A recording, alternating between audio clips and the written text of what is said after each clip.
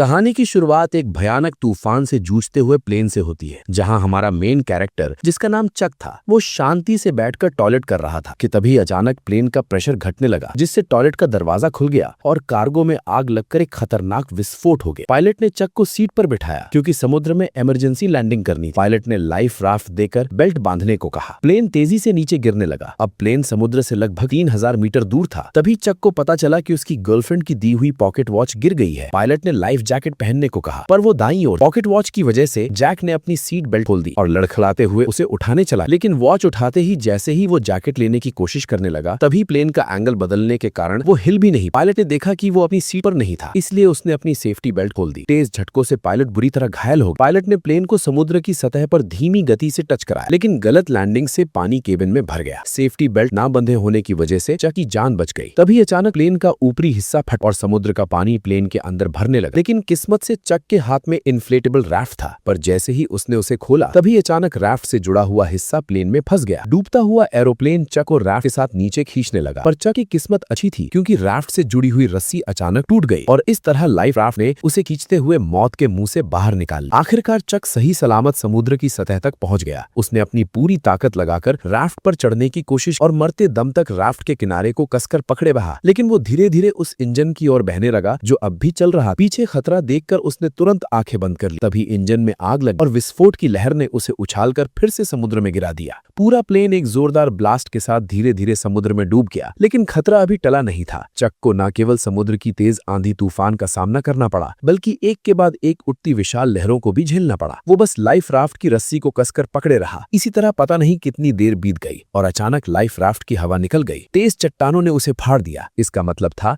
कि वो आखिरकार किनारे पर पहुंच गया था। वो अपनी आखिरी ताकत जुटाकर लाइफ राफ्ट को घसीटते हुए किनारे तक लाया। अगली सुबह जब धूप उसके चेहरे पर पड़ी, तब उसे महसूस हुआ कि वो जिंदा है और छोटे से आइलैंड पर बहकर आ गया है। लेकिन मौत के मुंह से बच निकलने के बाद भी उसे कोई राहत नहीं मिली, क्योंकि वो नहीं जानता था कि इस अनजान जगह पर उसे कौन कौन सी खतरनाक चीजों का सामना करना पड़ेगा। वो चलते चलते प्लेन से बिखरी हुई चीजें उठाता गया और आइलैंड के अंदर अपने ही जैसे लोगों की खोज शुरू कर दी। लेकिन जब उसने चारों ओर नजर डाली तो उसका स्वागत केवल कभी खत्म न होने वाले सन्नाटे ने किया। इससे ये साफ था कि वो एक ऐसे आइलैंड पर फंस चुका था जो दुनिया के नक्शे पर भी नहीं। कोई है यहाँ फंसकर मर ना जाए, इसलिए उसने खुद को बचाने के लिए तरह तरह के उपाय सोचने शुरू कर दिए। लेकिन इस समय उसके पास समुद्र तट पर हेल्प का निशान लिखने के अलावा कोई कारगर तरीका नहीं था। जल्द ही रात का अंधेरा छा गया और वो अब भी उम्मीद कर रहा था कि कोई गुजरती हुई नाव उसे देख ले। लेकिन जैसे जैसे रात होती गई, उसकी उम्मीदें भी धीरे धीरे चारों ओर के सन्नाटे की वजह से डर में बदलती गई। वो जंगल के बेहद खतरनाक जीवों की आवाज सुनकर लगातार डर से कांपता रहा। अगले दिन उसने इकट्ठा की गई चीजों से एक काम चलाऊ रेस्टिंग प्लेस बनाया और प्लेन से निकले सामान की जांच शुरू कर दी। अब उसके पास उसकी गर्लफ्रेंड द्वारा दी गई एक पॉकेट वॉच के अलावा और कुछ भी काम का नहीं बचा था। अपनी गर्लफ्रेंड के साथ बिताए पलों को सोचते हुए उसे इस प्लेन में आने का और भी ज्यादा पछतावा। दरअसल केली के बिजनेस ट्रिप पर जाने से पहले उसने चक को एक पॉकेट वॉच दी थी ताकि क्रिसमस पर लौटते ही दोनों एक दूसरे से शादी कर ले। लेकिन एक अचानक हुई विमान दुर्घटना ने इस शादी को यहीं पर रोक दिया। जब उसके सभी फैमिली मेंबर ये मान चुके थे कि चक इस हादसे में मारा गया है, तब भी वो जिद के साथ जिंदा रहा। लेकिन इस सुनसान आइलैंड पर खाना पीना बहुत बड़ी मुसीबत बन गया था और चक कब तक टिक पाएगा ये भी किसी को पता नहीं था। उसने अपनी कंपनी के बहुत से पार्सल वापस इकट्ठा किए, लेकिन उसने उन्हें खोलने का फैसला नहीं किया क्योंकि ये उसके लिए उसके काम की ईमानदारी थी। चाहे वो अनजान टापू पर ही क्यों ना फंसा हो, पर वो अब भी ग्राहकों के भरोसे को तोड़ना नहीं चाहता था। कल जो उसने समुद्र तट पर हेल्प के साइन बनाए थे, वे भी समुद्र की लहरों से कब के मिट चुके थे। उसे कुछ खराब लकड़ियों का इस्तेमाल करके फिर से हेल्प लिखना पड़ा। धीरे धीरे चक के मन में जिंदा रहने की चाह और भी बढ़ती जा रही थी। उसे पता था कि अगर यहाँ से निकलना है तो हर हाल में जिंदा रहना होगा। लेकिन इस वीरान छोटे टापू पर सख्त नारियल के अलावा उसे खाने लायक कुछ भी नहीं मिला और क्योंकि उसके पास नारियल खोलने का कोई औजार नहीं था, इसलिए नारियल खोलना भी उसके लिए बेहद मुश्किल काम बन गया था। फिर उसने एक धारदार पत्थर से आखिरकार नारियल को फोड़ दिया और उसके पानी का स्वाद लेने लगा, जो उस पल उसके लिए अमृत जैसा था।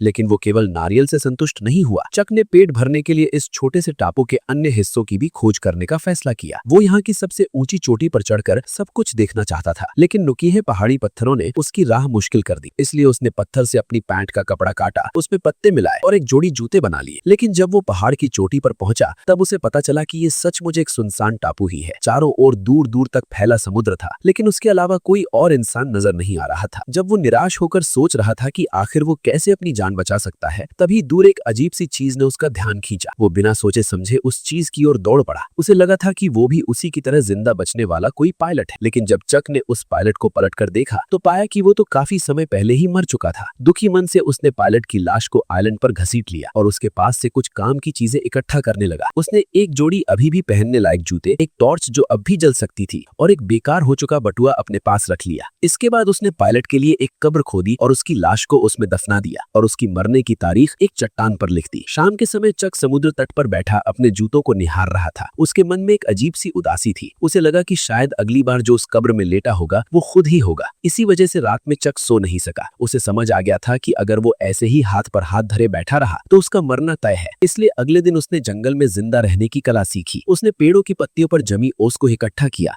और नारियल के खोल में जमा किया, क्योंकि उसे पीने के लिए साफ पानी चाहिए था। उसने लकड़ी की छड़ी को नुकीला कर मछलियों को पकड़ने का भाला बनाया।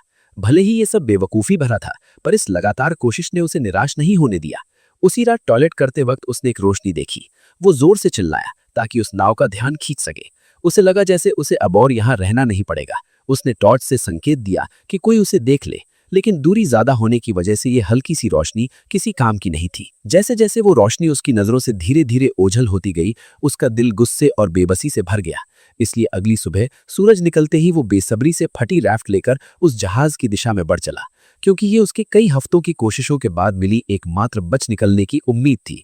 वो इसे यूं ही खोने को हरगिज तैयार नहीं था। हालांकि वो जैसे तैसे समुद्र को पार करना चाहता था, लेकिन वो बार बार लहरों की मार के आगे हार जाता था। उसने अनगिनत बार हिम्मत दिखाई, लेकिन हर बार समुद्र की लहरों ने उसे पीछे धकेल दिया। लेकिन फिर भी वो हार मानने को तैयार नहीं था। उसने बहुत कोशिश की, लेकिन आखिरकार समुद्र की लहरों ने उसे अपने अंदर समा लिया। पानी के अंदर पहुंचते ही अचानक उसकी जांग एक नुकीले समुद्री पत्थर से टकरा गई और एक तेज दर्द ने चक की जांग को खूनम खून कर दिया।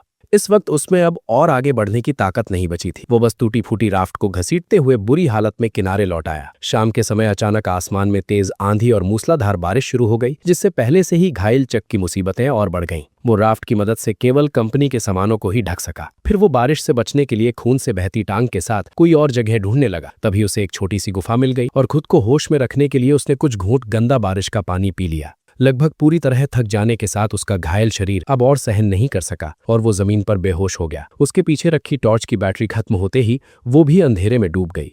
अगले दिन चक फिर से तेज दर्द के साथ जागा। उसकी टांग के घाव में कीड़े लगने के लक्षण दिखाई दे रहे थे। इस सुनसान जगह पर अगर इसका इलाज ना हुआ तो उसे और भी बड़े खतरे का सामना करना पड़ेगा। जिंदा रहने की थोड़ी सी भी उम्मीद पाने के लिए उसे अपने मन की जिद छोड़नी पड़ी और उसने उन पार्सलों को खोलने का फैसला किया। पैकेजों में उसे 1 दर्जन वीडियो टेप, एक गिफ्ट की तरह सजाया गया वॉलीबॉल, एक सुंदर महिला की लंबी ड्रेस और सबसे स्टाइलिश दिखने वाली एक जोड़ी स्केट्स मिले। लेकिन आखिरी पार्सल को उसने खोलने का फैसला नहीं किया। शायद इसलिए कि वो निराश नहीं होना चाहता था, या शायद इसलिए कि वो अपने लिए एक उम्मीद बचाकर रखना चाहता था। उसने पार्सल की पैकिंग में इस्तेमाल हुए फोम को अपने घाव पर लगाया। फिर जूतों के फीते खोलकर उसने उनसे काम चलाऊ पट्टी बांधी। जूतों के ब्लेड उसके सबसे काम आने वाले औजार बन गए और लंबी ड्रेस की काली जाली से उसने एक आसान मछली पकड़ने का जाल बना लिया। मछली पकड़ने के औजार की मदद से कई दिनों बाद वो आखिरकार पहली बार पेट भर खाना खा सका। कच्चा खाना निगलना मुश्किल ना हो, इसके लिए चक ने लकड़ी रगड़कर आग जलाने का फैसला किया। लेकिन भले ही उसने सुबह से लेकर शाम तक और फिर शाम से लेकर अगली सुबह तक लगातार कोशिश की, पर फिर भी उसके मन में जो छोटी सी चिंगारी थी वो उसकी उम्मीद के मुताबिक आग नहीं बन सकी। जब उसके दोनों हाथ रगड़ते रगड़ते छिल गए तब उनसे ताजा खून बहने लगा, जिससे चक का गुस्सा फूट पड़ा। आइलैंड की मुश्किल जिंदगी और पुरानी चोटों ने उसे पूरी तरह तोड़ दिया था। चक ने किनारे बैठकर अपने घावों को पानी से साफ किया और तेज दर्द ने उसे परेशानी का एहसास फिर से करा दिया। अब उसके लिए जिंदा रहना एक ऐसा सवाल था जिससे वो भाग नहीं सकता था। अभी अभी गुस्से में फेंकी गई वॉलीबॉल उसके पैरों के पास पड़ी थी, जिस पर उसकी ताजा लाल हथेली के निशान बहुत ही चमकदार दिख रहे थे। तभी उसके दिमाग में एक अजीब ख्याल आया। उसने अपनी लार से हथेली के निशान पर 2 आंखें और ऊपर हल्की सी मुस्कान बना दी। अब वो वॉलीबॉल एक इंसान के चेहरे जैसी लगने लगी। शायद बहुत ज्यादा अकेले रहने के कारण उसने तय किया कि वो इस चेहरे को अपना दोस्त बना लेगा। उसने वॉलीबॉल का नाम विल्सन रखा और उसे अपने पास रख लिया ताकि वो उसकी जिंदगी में उसका साथ दे सके। ये दृश्य थोड़ा अजीब जरूर था, लेकिन कम से कम उसे अकेला होना महसूस नहीं हुआ। विल्सन की निगरानी में चक को जैसे फिर से पूरी ताकत मिल गई। जैसे जैसे वो तेजी से लकड़ी को घिसता गया, लकड़ी के टुकड़ों के बीच सचमुच चिंगारी निकल आई। जलती आग को देखकर चक बहुत खुश हो गया, जैसे उसने कोई बड़ी जंग जीत ली हो। ये आग उसके लिए खाना पकाने की अच्छी स्कीम होने के साथ अपने यहाँ होने का सिग्नल भेजने की भी अच्छी जुगाड़ थी। रात में वो खाते हुए विल्सन से अपनी अपनी हालत पर बात करता है। उसकी कैलकुलेशन के हिसाब से वो अब लगभग 4000 मील से भी अधिक दूर निकल आया था। यानी अगर वो चाहे कि कोई उसे ढूंढ ले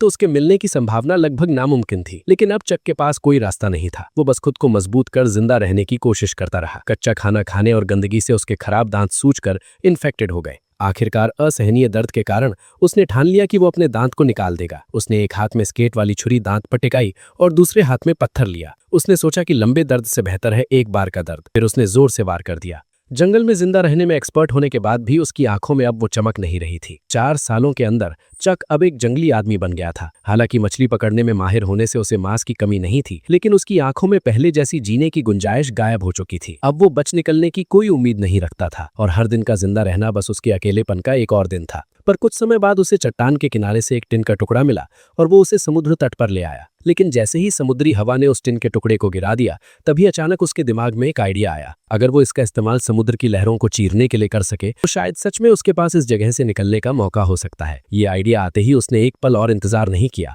उसे इस सुनसान टापू से जल्द निकलना था। चक तुरंत हरकत में आ गया। सबसे पहले उसे एक नाव बनानी थी। उसने बहुत सारी टहनियां इकट्ठा की और उन्हें एक साथ रखा। फिर जंगली रस्सियों का इस्तेमाल किया और सबको एक साथ बांध लिया। यहाँ तक कि बेकार वीडियो टेप को भी रस्सी बना लिया। अब चक की मेंटल स्टेट बिगड़ने लगी थी। उसे लगने लगा कि विल्सन उसे देख रहा है और उसे जाने नहीं देता। इसी वजह से उस रात वो विल्सन से झगड़ पड़ा। मैं अपनी पूरी जिंदगी तुमसे बात नहीं कर सकता, सुना तुमने? 2 टके के वॉलीबॉल। फिर उसने गुस्से में अपने 4 साल पुराने दोस्त को एक लात मारकर दूर फेंक दिया। लेकिन जब वो कुछ देर बाद शांत हुआ तो उसे अपने दोस्त विल्सन के लिए गहरा पछतावा। इसलिए वो रात के अंधेरे में विल्सन को ढूंढने निकल पड़ा और प्यार से उसके चेहरे पर फिर से रंग लगा दिया। हर दिन इसी तरह बीतता गया और चक की लकड़ी की नाव भी बनकर तैयार हो गई। उसने जाने के लिए सारी चीजें तैयार कर ली थी। अब बस सही दिशा की हवा का इंतजार था ताकि वो अपनी नाव को समुद्र में उतार सके। उसने अपने यहाँ फंसे होने का साइन भी छोड़ दिया था। उसने 10,500 से भी ज्यादा दिनों तक इस बेरहम टापू पर फंसे रहने का वर्ल्ड रिकॉर्ड बना दिया था। जब वो आखिरी अक्षर उकेड़ रहा था तभी अचानक हवा उस दिशा में चलने लगी जहां चक चाहता था। उसने एक्साइटेड होकर नाव को समुद्र की ओर धकेल दिया और फिर अपने पुराने दोस्त विल्सन के साथ जिंदगी खोजने की ओर निकल पड़ा। समुद्र की लहरें अब भी वैसी ही थीं, लेकिन वे उसे घर लौटने से रोक नहीं सकी। झील की लहरों की तरह समुद्र की हर एक लहर लगभग उसे डुबो ही देती थी, लेकिन वो अपनी कोशिशों से लहर को चीरता चला गया। हर बार जब वो मौत के मुंह से बच निकलता तो उसके भीतर से बाहर निकलने की खुशी और भी बढ़ जाती। जब चक ने पीछे मुड़कर उस छोटे से टापू को देखा जिसने उसे 4 साल तक कैद रखा था, तब उस पल में चक के दिल में एक अजीब सी फीलिंग थी। अगर उसने इस कठिनाई का सामना करने की जिद ना की होती तो शायद आज भी वो अकेलेपन से भरी जिंदगी जी रहा होता। हालांकि उसकी जंग अभी बस शुरू ही हुई थी। उसे पता नहीं था कि आगे जो खतरे उसका इंतजार कर रहे हैं वे उसके लिए सबसे घातक चुनौती साबित होंगे। ठीक उसी वक्त जब उसे लगा कि वो इसी तरह बहते बहते इंसानों की बस्ती तक पहुंच जाएगा, तभी एक और भीषण तूफान ने उसे झकझोर दिया। उस रात तेज बारिश में आंखें खोलना नामुमकिन था। वो नाव को पकड़े लहरों के बीच लाचार पड़ा रहा और हमलों को सहता रहा। ये उसके लिए सबसे कठिन रात थी। वो बेबस था और सब कुछ भगवान पर छोड़ चुका था। अच्छी बात यह रही कि चक किस्मत वाला था। उस रात की भीषण आंधी तूफान भी उसे अपने साथ नहीं ले जा सकी, लेकिन उसकी नाव को भारी नुकसान पहुंचा था। और सबसे अहम बात यह थी कि उसका पुराना दोस्त भी रस्सी ढीली हो जाने के कारण नाव से अलग हो चुका था। जब उसे इसका एहसास हुआ तब तक विल्सन समुद्र की लहरों के साथ बहुत दूर बह चुका था। वो उसका इकलौता साथी था जिससे वो दिल की बातें करता था। भले ही वो सिर्फ एक वॉलीबॉल था, लेकिन वही उसका एकमात्र सहारा था। वो सब कुछ भूलकर समुद्र में कूद पड़ा और उसे बचाने की कोशिश करने लगा, लेकिन दूरी बहुत ज्यादा थी और गहरा समुद्र उसे बार बार डरा रहा था। एक तरफ उसकी जान बचाने वाली नाव थी और दूसरी तरफ उसका 4 साल का सहारा विल्सन। लेकिन अब उसके पास कोई और चारा नहीं था। वो बस अपनी आंखों के सामने अपने पुराने दोस्त को दूर जाते हुए देखता रहा। विल्सन, मुझे माफ कर देना। इस तरह उसने अपना इकलौता दोस्त खो दिया और एक बार फिर अकेलापन और बेबसी ने उसे पूरी तरह घेर लिया। लगभग पूरी तरह से टूट चुकी लकड़ी की नाव को देखते हुए और चारों ओर फैले समुद्र को निहारते हुए इस पल चक को बहुत अच्छी तरह समझ आ गया कि वो अब कभी भी अपने घर वापस नहीं जा सकेगा। जिस वजह से जो उसके भीतर जीने की इच्छा अभी अभी जगी थी वो पूरी तरह टूट गई। आखिरकार उसने नाव का चप्पू भी फेंक दिया और तय कर लिया कि अब वो बस चुपचाप इंतजार करेगा कि समुद्र जल्द से जल्द उसे निगल जाए। ठीक उसी समय जब चक ने मौत का सामना करने के लिए खुद को तैयार किया, तभी एक ऐसी सीटी की आवाज गूंज उठी जिसे उसने सिर्फ अपने सपनों में ही सुना था। वो उम्मीद खोए हुए अपनी आखिरी ताकत जुटाकर मुड़ा और देखा कि एक विशाल मालवाहक जहाज उसके सामने तैर रहा था। तभी जहाज में मौजूद सभी लोगों ने चक को भी देख लिया और इस तरह कई सालों की कठिनाइयों के बाद चक आखिरकार फिर से प्लेन में बैठकर अपने घर लौट आया। उसकी सही सलामत जिंदा लौट आने की कहानी ने उसे पूरे शहर में मशहूर कर दिया। लेकिन चक को इन सब बातों से कोई फर्क नहीं पड़ता था। वो बस अपनी गर्लफ्रेंड से मिलना मिलना चाहता था जिसे उसने 4 साल से नहीं देखा था। लेकिन जब उसकी गर्लफ्रेंड की बजाय एक आदमी दरवाजा खोलकर सामने आया तो वो हैरान रह गया। उस आदमी ने चक से कहा, मैं कैली का हस्बैंड हूँ, जेरी लविट। तब उसे पता चला कि जिसे वो याद करता रहा वो अब शादीशुदा थी और एक बच्चे की माँ बन चुकी थी। कैली का हस्बैंड चक को शांत करते हुए अपनी पत्नी का बचाव कर रहा था। शायद तुम्हें उसे थोड़ा और वक्त देना चाहिए, इतना कहकर वो वहां से चला गया। कैली को रोते देख चक उसकी हालत समझ गया। वो समझ गया उसकी कोई गलती नहीं थी। चक भी शायद वही करता। उस रात कंपनी ने स्वागत में समुद्री जानवरों की दावत दी। मेज पर रखी स्वादिष्ट मछलियां और बड़े केकड़े देखकर उस पल चक ने कुछ अजीब महसूस किया। उसके मन में उस आइलैंड की यादें थी, क्योंकि टापू पर उबाऊ लगने वाले केकड़े और मछलियां यहाँ लजीज खाना बन गई थी। अगले दिन चक ने उस पार्सल को मंजिल तक पहुंचाया जिसे उसने टापू पर खोला नहीं था, और एक थैंक्स लेटर भी दिया। उसने आभार जताया कि इसी पैकेज ने उसकी जान बचाई है। उस अजीब से पार्सल में क्या था जो इतने लंबे समय तक उसका साथी रहा, ये जानने के लिए उसने उसे कभी नहीं खोला। और इस तरह इस शानदार कहानी का अंत हो गया। तो अब तुम बताओ कि तुम्हें ये वीडियो कैसी लगी। अगर वीडियो पसंद आई हो तो मेरे चैनल पर जाकर और वीडियोस को भी जरूर चेक करो और कमेंट में बताओ कि अगली किस मूवी का एक्सप्लेनेशन देखना चाहते हो।